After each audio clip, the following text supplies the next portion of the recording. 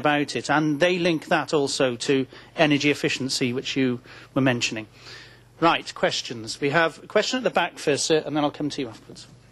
From the back, can you tell us who you are, please, sir? Okay. Oui, bonjour, Reginald de Potesta. Reginald de Potesta is my name. I'm from Megawatt,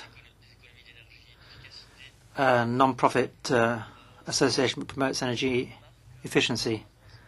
I have some comments reacting to what we heard this morning at the start of the afternoon. First of all, to breathe better in cities. I liked the question we had from Italy over the internet, saying that we should find more radical solutions to traffic problems. Regards alternative modes of transport, however, I didn't hear mentioned compressed air.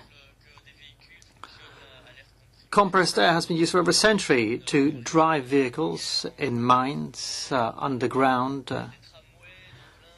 Tramways in many cities in Europe are used to run on compressed air too. Now, of course, you have to compress the air to begin with another form of energy. That's true, but once they are moving around the city, the vehicles no longer pollute and poison, and which is beneficial regards the asthma and other respiratory diseases people suffer from.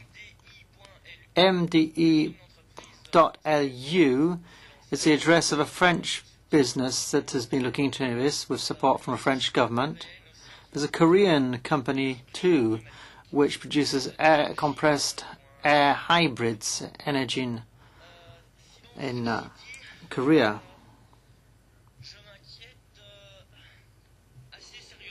Having said that, I'm rather worried about the level of ecological awareness.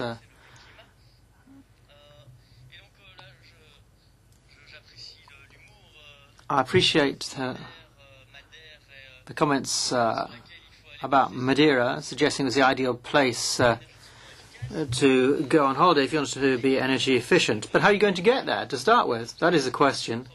We do have a real global problem, which has not been mentioned so much so far today, and that's the increase in air traffic. Air traffic has been growing constantly by about 9% a year since the 60s. The European Union recognizes that for about 2.5% of fossil fuel burnt by planes, we have a factor of at least 2 regards the radiation effect on global warming, which means that although we're not burning that percentage of fuel, they are making a 6% contribution to global warming airplanes.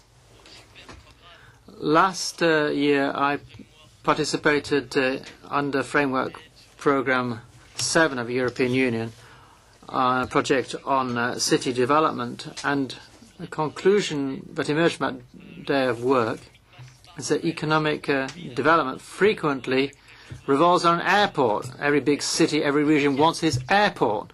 Well, that rather worries me, because air transport, sea transport for that matter, are not included in the protocol. There might be planes emission trading for 2008, and Mr. Chirac has talked about having a tax on each air ticket, but I don't think we'll have an effective impact on demand for tickets.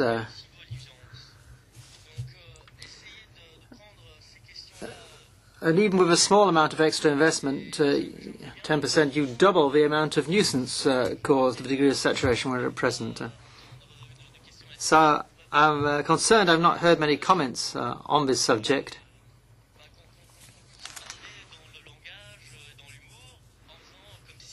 And although it was a bit of a joke about going to Madeira, you seem to forget the problem linked to long-distance air transport. So I'd like that to be remembered too. Thank you.